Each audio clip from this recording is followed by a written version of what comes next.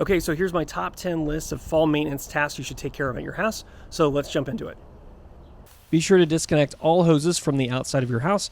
If you don't, you risk having your hose bibs freeze up and burst inside the wall, which will cause a flood later on.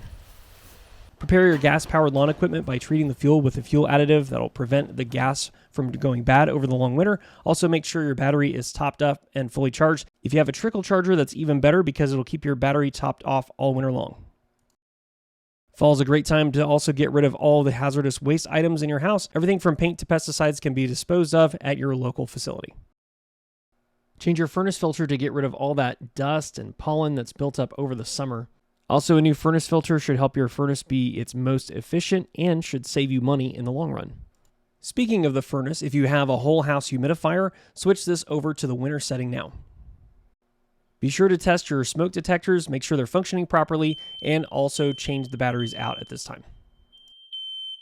Don't forget to clean your barbecue grill. This is a perfect time to do a really deep clean and replace any parts that may be bad. If you do this now, you'll thank yourself later.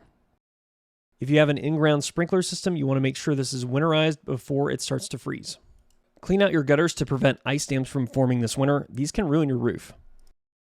You should clean out your dryer vent to make your dryer more efficient, and this will also reduce the risk of having a house fire.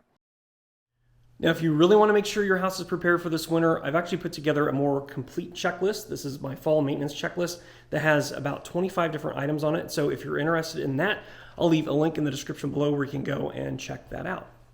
And as a bonus, tip number 11 is to check out your water heater.